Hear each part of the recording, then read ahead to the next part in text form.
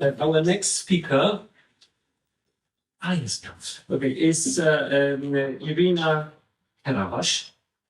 I hope I'm not mispronouncing too much. Anyway, she's an assistant professor at the Department of Art History and Theory at National University of Arts in Bucharest. She is the author of the book whose title I'm going to give you in English, Socialist Realism Facing the Past, Institutions and Artists in Romania 1944-1953. And she also authored several studies concerning the Romanian avant-garde and socialist realism, which were published in periodicals and collected volumes. So, please, the floor is yours. Good morning, everyone.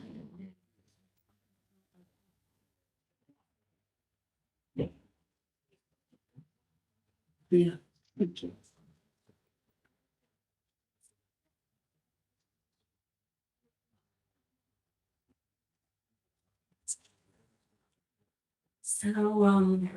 Good morning.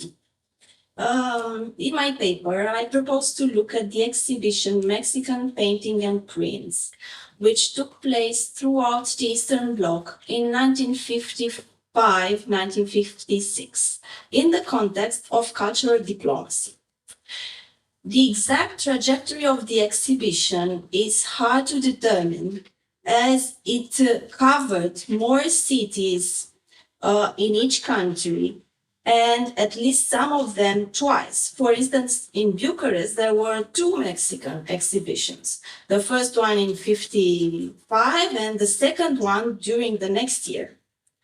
The exhibition had not a fixed selection, being enlarged or abridged depending on conditions offered. Paying attention to this kind of circulations of artworks and artists from the global south to Eastern Europe can help reconsider the long-lasting narrative of the total isolation enforced by the USSR upon its post-war satellites. Although mostly mediated by the state and carefully curtailed, international contacts did not miss, even under regimes that have very slowly given up Stalinist policies, even after Stalin's death. A continuous circulation of cultural producers and products, taking different routes between East, West, and the global South, softened the rigidity of the Iron Curtain. Music, dance, and art became significant vehicles of cultural diplomacy, being sometimes more telling about the international relations than the general political discourse. I'm not sure that I can talk about cultural diplomacy in terms of methodology, but I will try to show how this perspective can provide a new context for understanding multiple agencies and networks that were being entangled in the organization and reception of such exhibitions. Considering art exhibitions in the frame of cultural diplomacy means understanding them in a much larger flow of cultural products. Furthermore, it means to reassess the discourse, firstly about socialist realism. The Mexican exhibition toured the bloc at a critical moment for socialist realism, and secondly, about the supposedly one-way relation between politics and art under socialism. In my endeavor to retrieve the story of the Mexican art exhibition, let me show you some pictures from the second Mexican exhibition in Bucharest. So, in my endeavor to retrieve the story of the Mexican art exhibition in Romania, I used 2 main archival funds. The diplomatic archives of the Romanian Ministry of Foreign Affairs and the archives of the Romanian Institute for Cultural Relations with Foreign Countries. These funds have been never used before for doing research from an art historical perspective. So I'm the first art historian seeing these materials. But for lack of time, I will not address here questions relating the access and the use of archives produced under socialism, but I think it still requires a lot of reflection. I'm going back to the exhibition. The touring exhibition of Mexican art, taking place across the bloc, brought into play multiple diplomatic collaborations. On the one hand, between Mexico and each of the Eastern European hosts, and on the other, between the socialist states as well. Both directions were strongly connected with the discourse on internationalism, which was a key to encourage exchanges within the socialist bloc, but also a key that opened at least small doors into the Iron Curtain and to distant places of the global south. As Patrick Babiraki argued, the Second World not only was involved in transnational encounters, but also was very much a product of these encounters. Touring exhibitions are a particular good example of this, as they unite official and semi-official diplomatic networks that had both transnational grounds and specific national diplomatic interests. They were events that fosters encounters between distant places with the help of socialist institutions specially designed to control and mediate cultural exchanges. These institutions were very similar in socialist states, and they were modeled on the pre-war Soviet VOX, that is, All-Union Society for Cultural Relations with Foreign Countries. Their structure could slightly differ. For instance, the Romanian Institute for Foreign Cultural Relations was organized in 3 departments with geopolitical designations. First, relations with socialist countries. Second, relations with capitalist countries. And the third one, dealing with colonial countries, but comprising also post-colonial ones, such as Mexico. Institutes for Foreign Cultural Relations work together with other institutions, firstly with the Ministry of Foreign Affairs, and secondly, in the case of art exhibitions, with the Union of Artists, museums, or galleries. In the case of Romania, a crucial role was played by communist front organizations, acting under the name of friendship associations. Again, a model pioneered by the Soviets, which functioned even in the absence of cultural agreements or diplomatic relations at all. With Mexico, Romania had suspended all relations since 1941 and resumed them only in 1973. Whereas most friendship associations supported by the Romanian state, especially in Western Europe, preceded cultural exchanges, in the case of Mexico, it was the exhibition held in Bucharest in 1955 that triggered the formation of the Romanian-Mexican Friendship Association. There were artists who took over the task of cultural diplomacy, developing close ties well until the 1960s. Important Mexican artists and writers hold membership in the Romanian Friendship Association, such as David Siqueiros, Federico Silva, or Ignacio Rodriguez. For them, the membership meant a new position within international networks for which culture and art had an activist and political mission, but also meant expanding their audiences. For the Romanian communist regime, collaborating with friendship associations worldwide was convenient because they gave it the possibility to bypass diplomatic sensitivities, to have a propaganda channel that otherwise would not have been possible, and to better control its own image. The Romanian Institute for Foreign Cultural Relations was constantly sending supplies about Romanian politics, culture, society to Romanian Mexican Friendship Association in order to assist it for different events like conferences, film screenings, or exhibitions, some of them taking place during smaller festivals or fairs. The Mexican exhibition was not the first of its kind.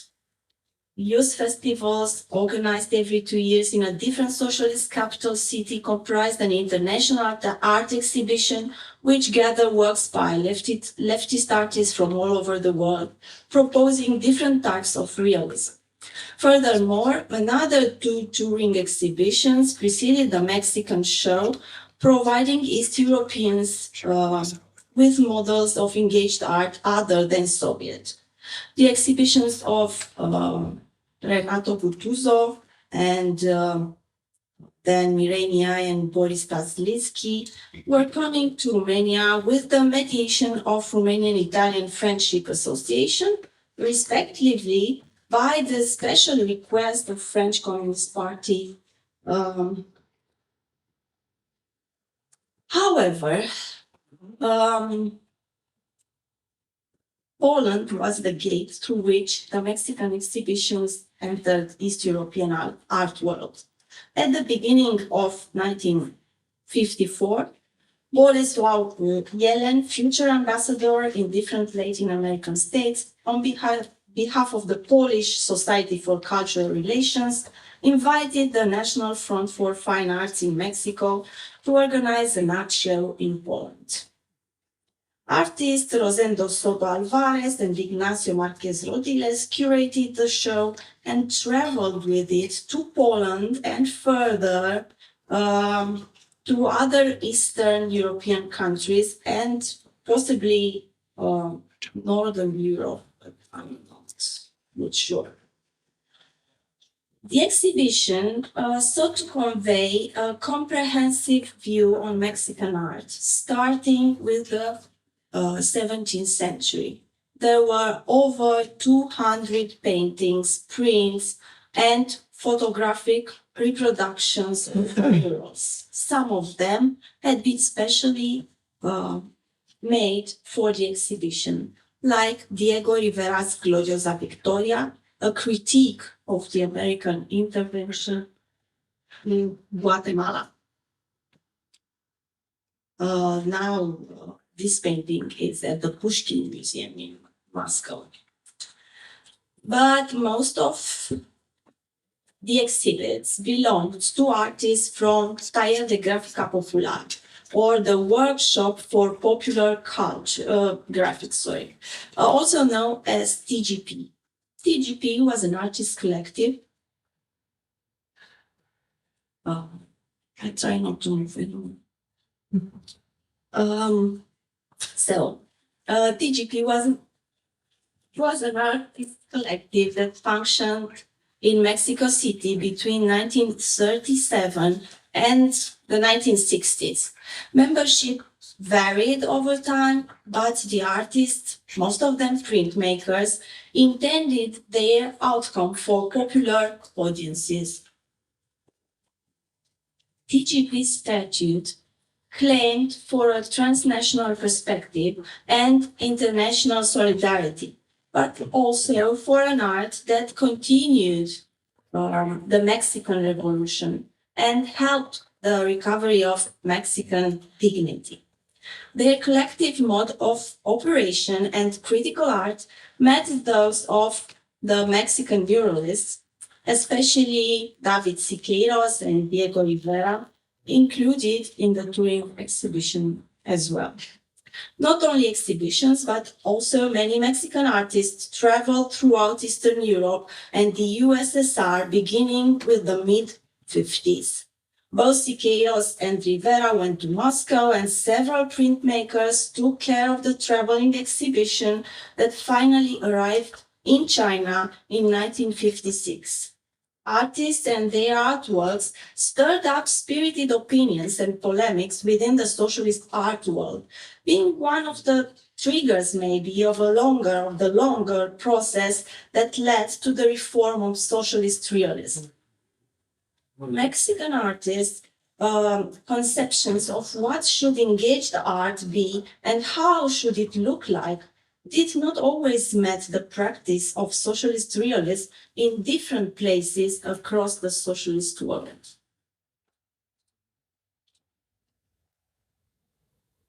The cultural press in Poland, Romania, and Bulgaria featured the exhibition at length as an example of socially engaged art that would prove the universal reach of socialist realism. Underneath, the reception was far from being even. In spite of the official discourse still lingering on the norms of socialist realism, already in 1955, art in Poland had taken a new course. Modernism gained more and more support from the regime and artists alike.